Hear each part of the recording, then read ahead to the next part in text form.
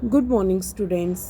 बेटा हम सप्तमः पाठ है अयोध्याम प्रति आगमनम वो हम कर रहे हैं। उसका हिंदी अनुवाद हमने देख लिया था कि जब राम है जब वो सीता को रावण को मार के उसको वापस लेकर आते हैं तो रास्ते में आने वाली जितनी भी नदियां हैं, आश्रम हैं, उन पर्वत हैं, उन सब का वो दृश्य उनको दिखाते, उनको वो बताते कि ये ऋष्यमुख जो पर्वत है उसके बारे में बताते हैं।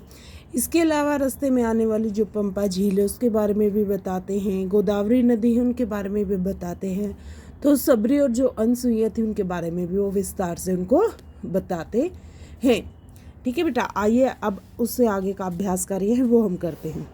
हमारा पहला प्रश्न है बेटा, संपूर्णम पाठ पठित्वा अधोलिखित पंक्ति पूर्यत, कि संपूर्ण पूरे पाठ को पढ़ के नीचे लिखी हुई जो पंक्तियां हैं उनको पूरा करना है।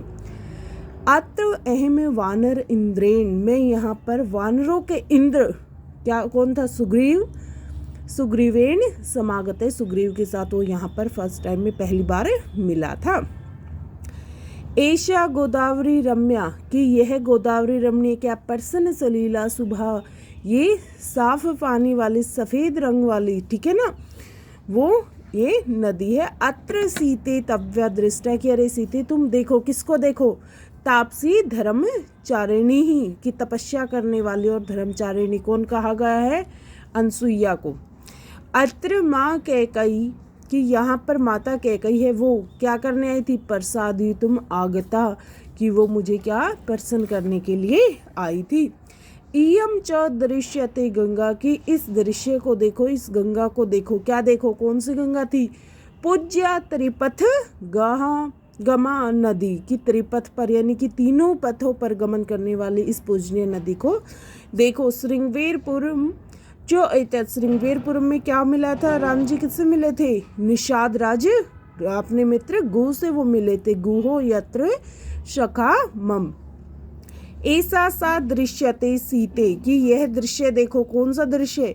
राजधानी पितुर्मम, मेरे पिता की राजधानी है वो तुम देखो। नेक्स्ट बेटा क्वेश्चन नंबर 2, अधोलिखिता नाम नदी नाम कांचित विशेषाणी अस्मिन् पाठे प्रयुक्तानि, नदी भी सतानि विशेषाणी मिल्यत, कि इस पाठ में हमारे पास कुछ नदियों के नाम आए हैं बेटा, उनके आधार पर, ठीक है, हमें उनके विशेषण भी इनके साथ दिए हुए हैं, तो नदियों को उन विशेषण के साथ हमें मिलान करना है।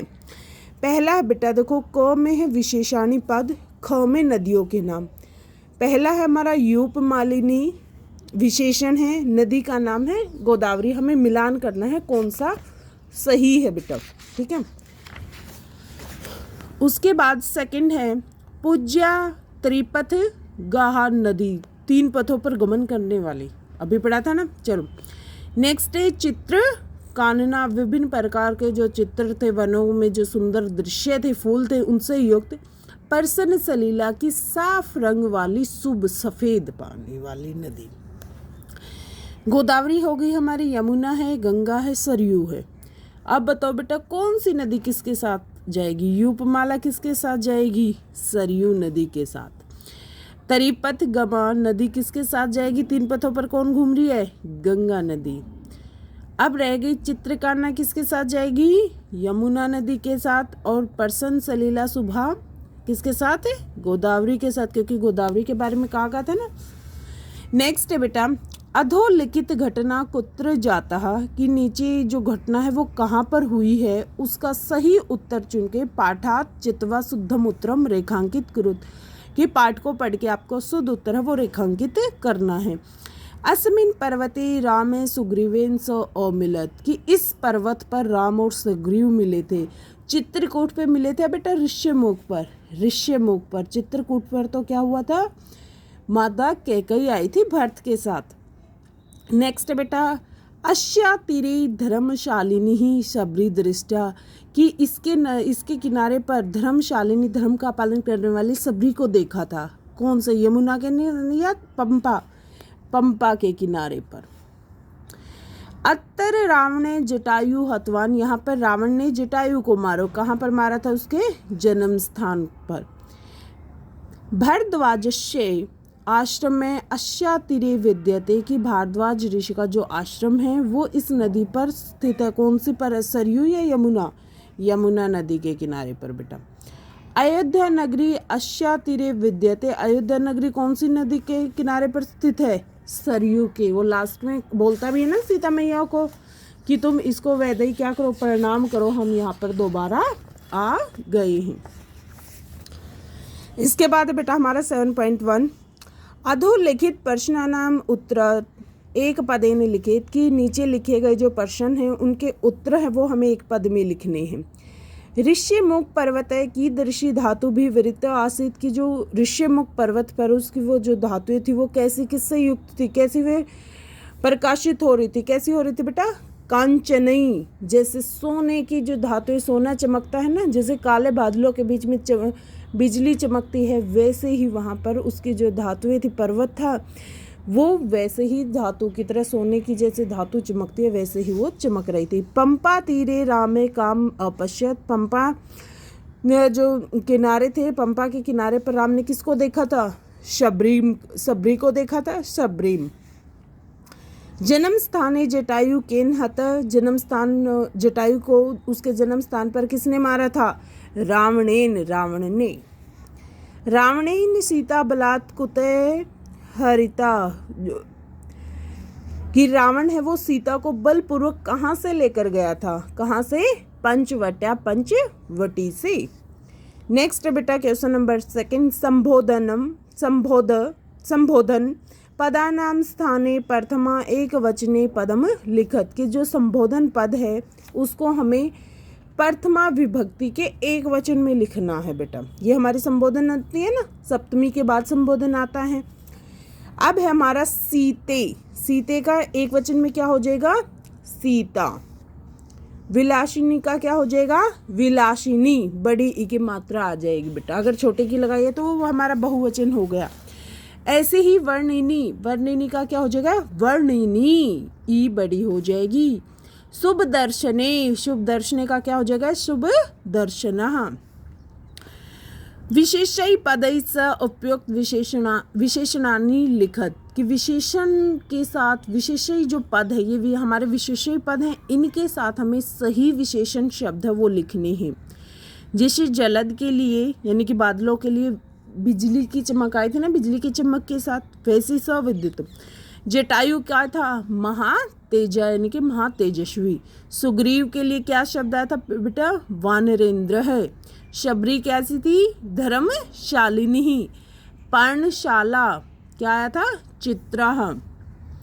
ऋष्यमुख क्या था? गिरिवर है। पंपा क्या थी? नलिनी। कबंध के साथ क्या था? योजना बाहु की उसकी जो भुजाएं थी, कदम्ब जो राक्षस था उसकी योजन के, जितना बड़ा योजन होता है ना उसके बराबर उसकी भुजाएं थी, यानी कि अत्यधिक विशाल भुजाओं वाला। सहो उत्थिताम विमानम, राक्षसेंद्र है, रावण है। नेक्स्ट है बेटा हमारा क्वेश्चन नंबर 4 अधोलिखितानाम वाक्य अनुसारम उदाहरण अनुसारम वाच्य परिवर्तनम करोत, कि अधोलिखित जो वाक्य है उसका उदाहरण के अनुसार हमें वाच्य परिवर्तन है वो करना है। अब बेटा वाच्य में थोड़ा सा हम देख लेते हैं, पहले हम हिंदी में भी वाच्य करते हैं, ठीक है ना। यानी कि देखो हम नॉर्मल अगर हम बात कर रहे हैं तो हमारा वो क्या है? कर्तृवाच्य। जब हम सिंपल मैंने कहा कि मैंने सेब खाई या मैंने सेब खाई, ये हो गया हमारा कर्तृ बेटा, ठीक है। यानी कि इसमें क्या करता कि है जो मुख्य भूमिका वो करता कि बेटा किसने सेब खाई है? कर्ता ने खाई है। अगर मैं बोलता मेरे द्वारा सेब को खाया गया, तो मेरे द्वारा क्या किया गया? सेब को खाया गया, तो बेटा हमारा क्या आ गया? कर्म वाच्य, ठीक है बेटा। इसमें अगर हम बात करें संस्कृत की, तो संस्कृत में हमारा जो कर्ता होता है उसमें कौन सी विभक्ति आ जाएगी? कर्म में तृतीय विभक्ति आ जाएंगी, और जो दूसरी विभक्ति होंगी वदानार्थम सम्यम करित। यहाँ पे सिर्फ आपको ना बेटा एक ही काम करना है, पहला जो शब्द है जो भी करता है, ठीक है, अगर उसमें पहली विभक्ति है तो सही है, ठीक है, नहीं तो इसको तृतीया में भी विभक्त, तृतीया हुई है तो प्रथमा में चेंज कर दो, और प्रथमा है तो तृतीया में चेंज कर दो बेटा, ठीक है। और यहाँ पर अगर प्रथमा विभक्ति है वर्धार्थम समय तो उसको भी हम द्वितीय विभक्ति में चेंज करते हैं। ठीक है, चलो नेक्स्ट देख लेते बेटा, एक दो करोगे ना तो खुद ही पता चल जाएगा। देखो जैसे मया है, मया सबरी दृष्टः, कि मेरे द्वारा क्या है, सबरी को देखा गया। ठीक है, उसने ये बात तो कह दी सिंपल कि हाँ मैंने उस सबरी को देखा। ठीक है, अब अगर हमें इसको चेंज करना है तो क्या लिखोगे बेटा, इसमें लिखोगे मया का क्या हो जाएगा, अहम सबरिम दृष्टवान। ठीक है, सबरी में क्या आ जाएगा, सबरिम द्वितीय विभक्ति, दृष्टा का क्या हो जाएगा, दृष्टवान। मया कदम्भ निहत, कि मैंने क्या है, कदम को मार दिया बगैर शस्त्रों के ही, तो मया का क्या हो जाएगा, अहम कबंदम हतवान। रावणेन, रावणेन है तो क्या हो जाएगा, रावणे जटायु पक्षीराजम हतवान। अगर आप देखो तो इसमें हमने क्या किया बेटा, अगर आप पक्षीराज जटायु को अलग अलग करना चाहो तो अलग अलग भी कर सकते हो, जटायुम पक्षी राजम। ठीक है, इकट्ठा चाहो तो यहाँ से ये हलंत हटके जटायु पक्षी राजम इकट्ठा हो जाएगा। मया विलापम करीते, मेरे द्वारा विलाप किया गया, तो क्या है, मैं विलाप करता हूँ, अहम विलाप का क्या हो जाएगा, विलापम करितवान। रावणेन सीता हरितः, कि रावण ने सीता को हरा है, तो क्या हो जाएगा, रावण है। अब बताओ बेटा सीता का क्या होएगा, क्योंकि ये तो हमारा स्त्रीलिंग शब्द है, क्या सीता की द्वितीय विभक्ति में, तो ये भी क्या है, सीताम हरितवान। ठीक है, ये हमारी जो लाइन्स है वो पूरी हो गई बेटा। नेक्स्ट है बेटा, अधोलिखित स्थानानि वर्णित यात्रा क्रमेण लिखत, की जो नीचे लिखी हुई जो हमारी लाइन्स हैं बेटा, इनको हमें यात्रा क्रम के अनुसार, जैसी घटना हमारे पाठ में हुई थी उसी के अनुसार लिखना है। इन्होंने लिखा बेटा, पंपा जन्म स्थानम किष्किंधा नगरी ऋष्यमुख पर्वत है पंचवटी। ये लाइन ऐसे ही लिख के बेटा फिर आप उत्तर लिखोगे। उत्तर में क्या लिखोगे, सबसे पहले कौन सी किसका जो घटना आई थी, सबसे पहले किष्किंधा नगरी की, उसके बाद ऋष्यमुख पर्वत की, फिर पंपा की, फिर जन्म स्थान की और फिर पंचवटी की। यानी कि पहले बेटा हम ये वाला पूरा प्रश्न है वो लिखेंगे, उसके बाद उत्तर में हम किष्किंधा, ऋष्यमुख पर्वत, पंपा, जन्म स्थानम, पंचवटी, इन पांचों का वर्णन है वो हुआ था हमारे पाठ में। ठीक है बेटा, इससे आगे का जो हमारा अभ्यास कार्य है वो हम नेक्स्ट वीडियो में करते हैं। ठीक है बेटा, ओके, थैंक यू बेटा।